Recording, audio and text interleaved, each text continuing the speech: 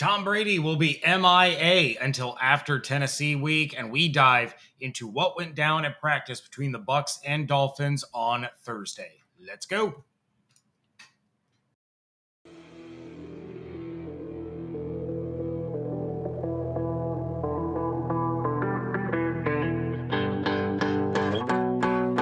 You are Locked On Buccaneers, your daily Tampa Bay Buccaneers podcast, part of the Locked On Podcast Network, your team every day.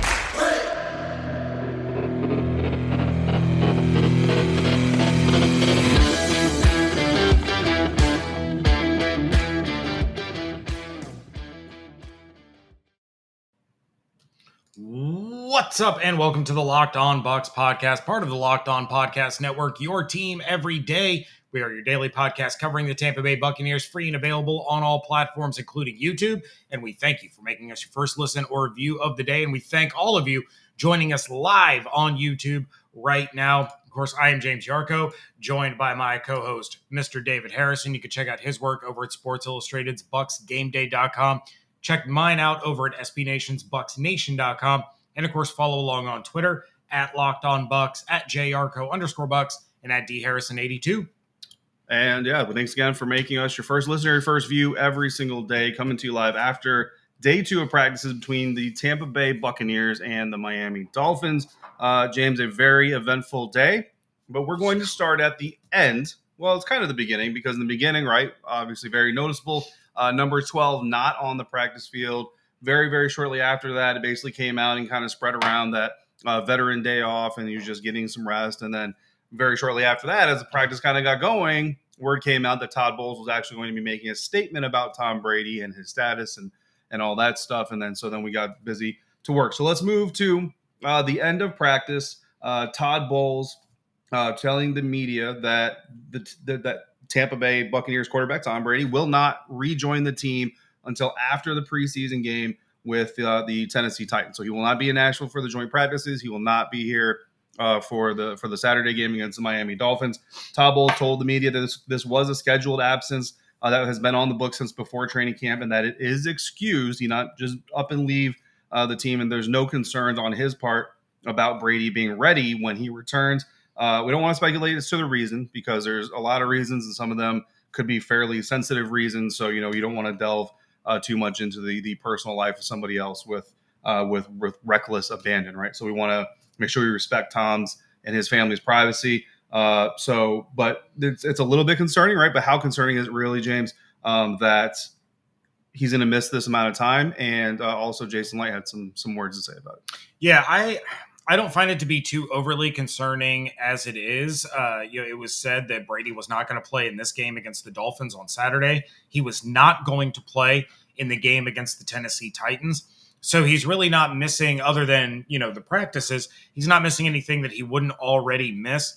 Ian Rappaport on NFL Network said that personal matter is the best way to phrase this. So, he probably has, a little bit more insight as to what this actually is compared to what we were told.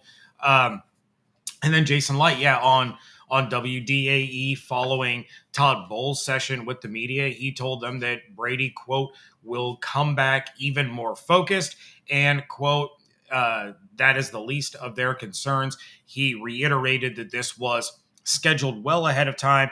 They were aware of it. He had told Ronnie and T. Kraz there on DAE that they wanted to make sure that they gave Tom what he needed in terms of this time is to handle something away from the football field. And when you're talking about a guy, and this is also something that Ian Rappaport mentioned on NFL Network when speaking to Sarah Walsh, who was there at practice, when you're dealing with a life-work balance, especially somebody Tom Brady's age, this is his 23rd year in the NFL, a couple of practices are not going to be a big deal. A couple of preseason games are not going to be a big deal. He wanted to ensure he was there early in training camp to get some chemistry, especially with the new guys, but that this has been in the plans for a while.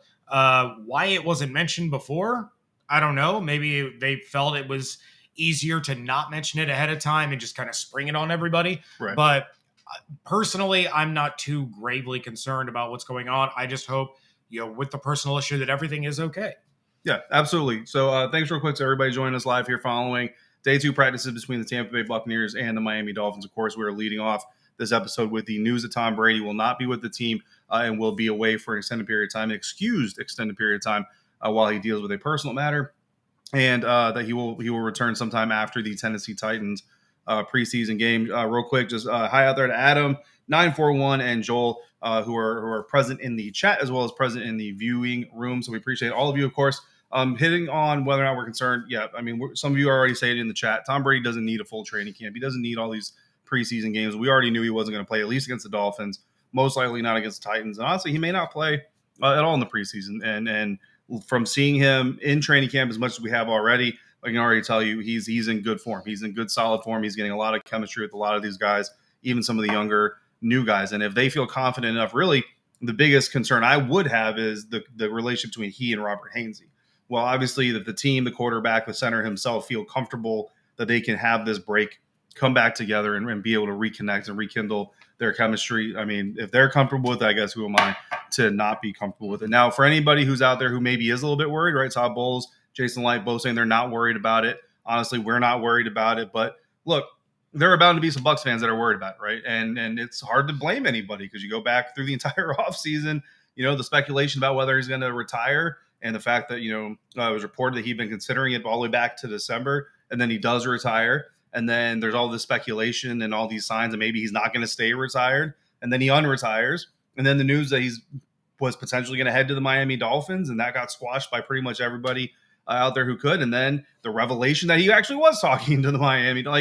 It's just been a very what do you know, what don't you know type of offseason when it comes to Tom Brady. And I know he's been, the center of a lot of scandals and rumors and all this stuff in the past, but this has kind of been a special offseason when it comes to Brady's career specifically. So anybody who's uncomfortable by it, I don't necessarily blame anybody. What I would just say is, as of right now, I mean, we just saw him on the field yesterday, and this was not a guy who's going through the motions. He's like, oh, I don't want to be here. Oh, I don't want to do this. He's intense. He's focused. Dolphins fans were loving to chirp at Bucs fans saying, Tom sure did look frustrated. I got news for them. If Tom Brady messes up tying his shoe one time, he's going to look frustrated. That's just a perfectionist in Tom Brady. So again, a guy who cares is going to get frustrated and get upset with certain missteps in practice, whether they're significant or not. A guy who doesn't care and is on his way out, probably not as much. So if you're worried, don't blame me necessarily, but the best we can do at Locked On Bucs anyway. And I think everybody on the Bucs beat is basically in the same tone as as of right now, there's no reason to hit any panic buttons. Just take it as it comes. Yeah, and real quick, this popped up as you were talking, David. Ian Rappaport, again, this time on the Pat McAfee show, said, quote, "To my knowledge, Tom Brady and his family are fine, and it's not a medical emergency. The best description I got was it's important to find a work-life balance," end quote. So, again, this could be something as simple, and we've all done it. David's done it. I've done it. Our viewers and listeners have done it. This may be something as simple as a scheduled vacation. The guy was retired for over a month.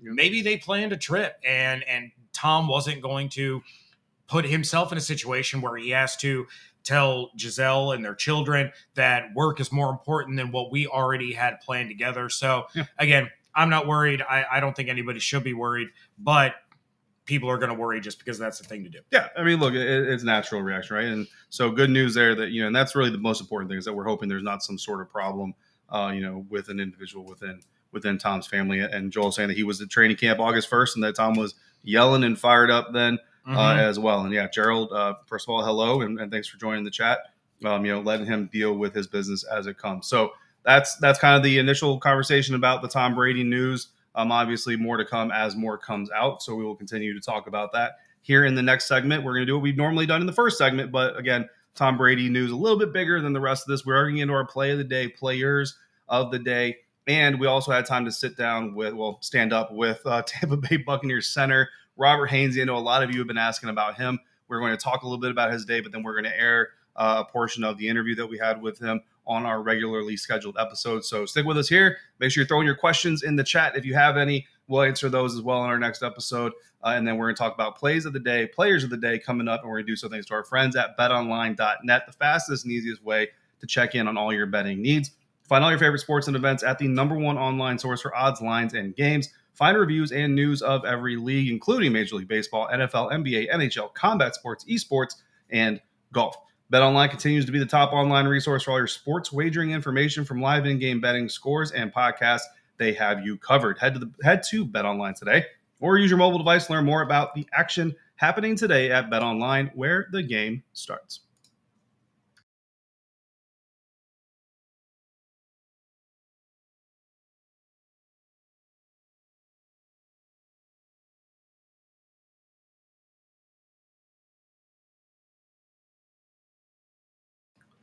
All right, guys, thanks again for making the Locked On Bucs podcast first listen or view every single day. Thanks for joining us here live after day 2 of Dolphins-Bucs practices. We're going to talk about who was there, who wasn't there, who was practicing, who wasn't practicing, beyond Tom Brady. Obviously, he wasn't practicing here in a minute. But first, we're going to go over our plays of the day and our players of the day. And James, for me, the play of the day comes from running back Giovanni Bernard. Now, I absolutely love Gio. Yeah, Gio has been cooking, guys. And I'll tell you what, if Gio can maintain what he's doing on the practice field now and into the season, you are absolutely going to love what you see out of number 25. Now, this running back room, I don't know if anybody has any fantasy relevance, to be quite honest with you, because they're all going to get a little bit of the pie, and then Lenny's going to get probably, I don't know, about 65% of the pie, and the rest of them are going to split the last 35%. But when Gio is out there to eat, Gio is out there with bad intentions. And I mean bad intentions because it got a little more chippy on day 2 than it was on day 2 or day 1. And Giovanni Bernard was in the mix. Like, Giovanni Bernard was going face mask to face mask with some guys. But real quick on this play, Keyshawn Vaughn had a couple of really good runs during a team session.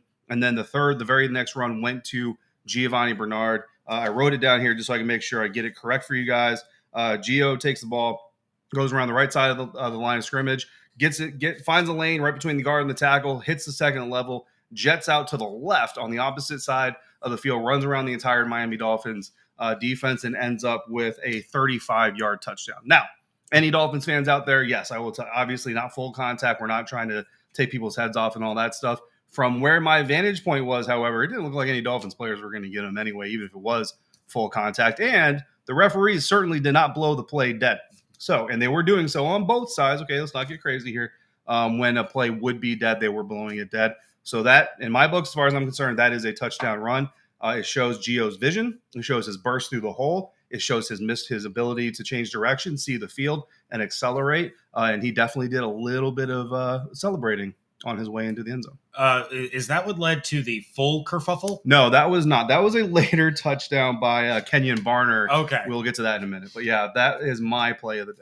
All right. Yeah. I mean, and as we've talked about numerous times now, Giovanni Bernard, he looks healthy. He looks much better now than he did this time last year. Full blown understanding of it. And you would expect him to, right? A savvy veteran, experienced guy, far more comfortable with the offense at this stage. Again, healthy. So he's very explosive, very decisive. He's looked fantastic. I mean, all the running backs have. I don't have a bad thing to say about anybody in that running back room. Now, my play of the day, and maybe this is going to appease some of the not so thrilled commenters that we had on a couple of yesterday's shows. My play of the day is actually going to the Dolphins. I was over on the the Bucs defensive field, so I was watching the Bucs defense go up against Tua and Waddle and Chase Edmonds and all those guys. And, you know, something that got an audible ooh out of media, fans, everybody. Tyreek Hill, just a quick short slant over the middle. He cut in front of Logan Ryan, and I'm 95% sure. Let me double check the name real quick. The corner that he cut in front of was Don Gardner, but he jumps up in between the two guys, pulls down a one-handed pass, then walks about 4 yards untouched into the end zone. It was just in the middle of traffic. The explosiveness he had off the line, the one-handed grab, it really was a thing of beauty. And so I, tip my hat. Credit where credit is due. The best play I saw on my side of the practice fields all day came from the Miami Dolphins. Hey, I mean, got to do what we got to do, right? Got to keep it honest. Got to keep it clean. That's what happened. That's what happened. And Dolphins fans, I saw you all on Twitter. We're very happy to hear that your Dolphins were getting the best of the Bucs defense a little bit on day 2. So I mean, hey, any fan base would be happy, right? So That's play of the day, and look, that's why Tyreek certainly deserves like a 92 rating in Madden, nothing more. My player of the day from this practice. Look, I'll be honest with you too. On the other side of the ball, or on the other side of the field, where the Bucs offense was going up against the Dolphins defense early on, Miami Dolphins defense very, very stout against the Buccaneers running attack.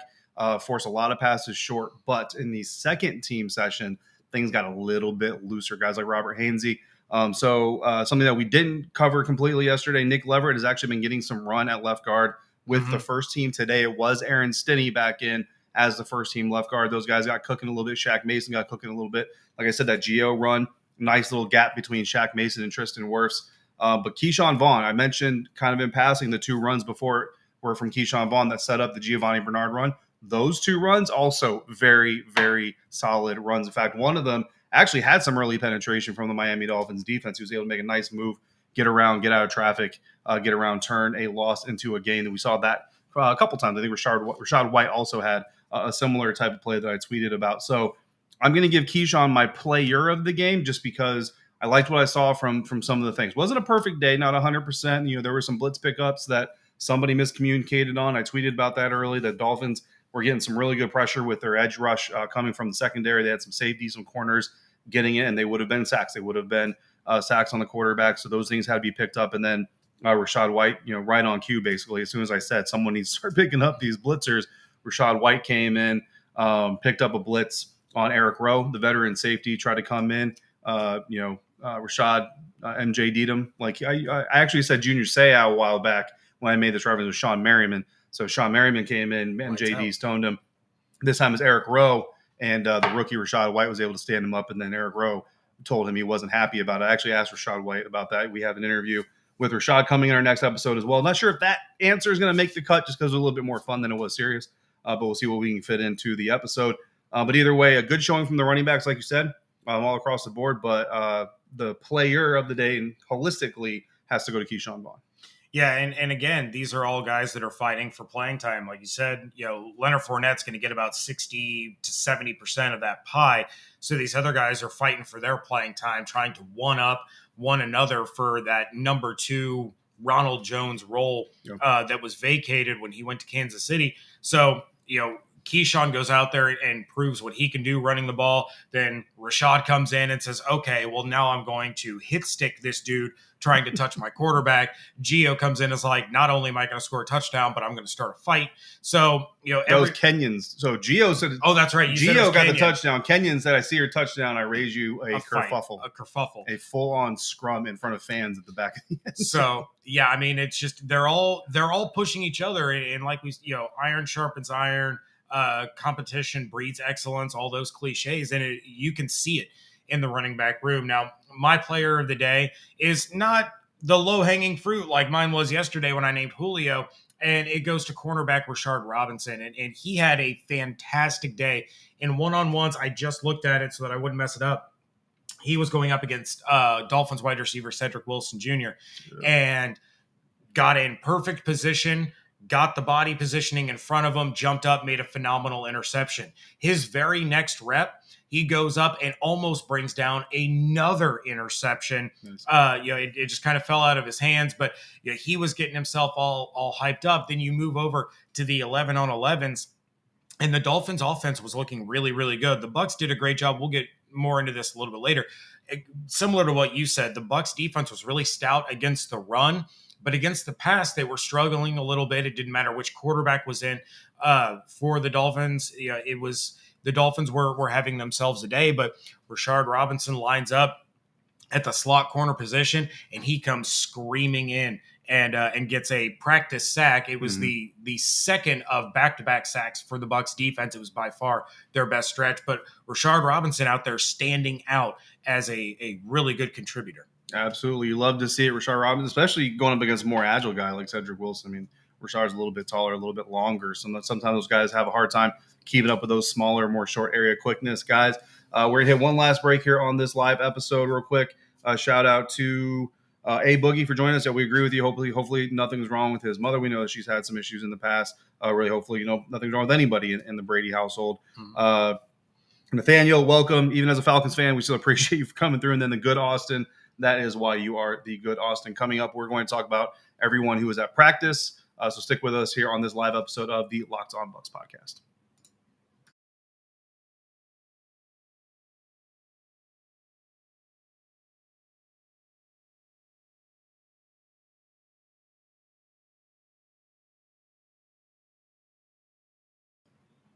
Wrapping things up here on a Locked On Bucs live edition following the second of two joint practices between the Buccaneers and the Dolphins. And David, normally I start off segment 3, but you were on the offensive side of the ball, and the way we've done roll call is we start with the offense. So we know Brady wasn't there, the receivers I'm sure you're going to get into, but way more people missing on the offensive side of the ball than on the defensive. Yeah, so let's go through the list here real quick. So Tom Brady obviously not there, and then we find out later why. Again, if you're just joining us or joining us later in the episode, head back to the first segment when we get done here, and you hear all about that. Mike Evans on the field as always, but not practicing as expected. Chris Godwin went through the individual warmups, did a little bit of route running in the individual drills. I tweeted a video of him running a route. James, I showed it to you on the practice field later. If you haven't seen it, again, head over to my Twitter at dharrison82. Find that video. And something that you need to notice is Chris Godwin cutting, hitting his break in his route on that surgically repaired knee, looking very good, very confident, not a hitch in his giddy up.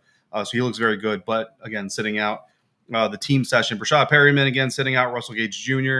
is day to day with that hamstring issue, right? So don't expect to see him Saturday. Maybe we'll see if they get him going during the Titans practices. I think they will. Obviously, Ryan Jensen, but something very interesting that we saw on Ryan Jensen earlier today. So we're going to be talking about that in our regularly scheduled episode. So make sure you come back 9 p.m. Eastern time on Thursday for the YouTube premiere of that. And then, of course, on audio, that'll be up tomorrow morning. So make sure you come back. So we're going to talk a little bit about what we saw out of Ryan Jensen because, yes, we did see something, not practice, obviously, right? Josh Wells continues, to be out because of the birth of his latest child. And then Cam Brate was there, did some stuff, but sat out the team session. And then Julio Jones was in his bucket hat and shorts. Yeah, bucket hat guy confirmed. On the defensive side of the ball, the only one that was out was, again, linebacker JoJo Ezugu. So, according to him, back at college. Okay. But everybody else was there. Your boy Chris Cooper, he was suited up. He was out there. I found him. So I hope I couldn't find him yesterday. I don't know if he wasn't there or was there. I couldn't find him. I hope I win the prize. But it was a good showing from the defense in terms of an attendance standpoint. We will get into their showing on the field a little bit later in our regularly scheduled episode, where we also talked to, as mentioned, Robert Hainsey about how the offensive line is really starting to come together and how challenging it is transitioning to center. You remember he didn't play center in college, and Dolphins head coach Mike McCarthy, not Mike McDaniel. Wow. Fire James. You know what? We're going to get James on the Locked On Dolphins show, and then we're going to fire him just for that. As I was saying it, I'm like, this is wrong, but I'm committed. So wrong. It's so because so Mike many different McDaniel ways. is so much cooler than Mike McCarthy could ever hope to be. But he had said something interesting about the center position before practice started. So, of course, we wanted to ask Robert Hainsey about that. And we're going to talk to Rachaad White about the running back group, his adjustment to the NFL, and, his ability to be the ultimate child carrier on his shoulders. Absolutely, yeah. His daughter will make a cameo appearance on the next episode. Absolutely. And we talked to our good friend Carmen Vitale about a plethora of topics. So, of course, you're going to want to make sure that you tune into the regularly scheduled episode for all of that and a little bit deeper dive into how the offense and the defense looked against the Dolphins on day 2 of that joint practice. So with that, thank you again to all of our live viewers, everybody in the comments. Make sure you're dropping your questions in there so that we can get to those in our regularly scheduled episode. And we thank you for joining us, making us your first listen or view of the day. Now you want to make Locked On Fantasy Football your second listen. Find the intellectual fantasy expert, Vinny Iyer, who brings over 20 years of NFL expertise and a unique angle to give you the moves no one else has. Get ready for your fantasy draft with Locked On Fantasy football. Check out David's work over at BucsGameDay.com. Check out mine at BucsNation.com. And make sure you're following along on Twitter at LockedOnBucs, at JYarcho_Bucs, and at DHarrison82. Hope you all have an absolutely outstanding day. Stay safe, stay healthy, fire those cannons. We thank you so much for joining us right here on Locked On Bucs.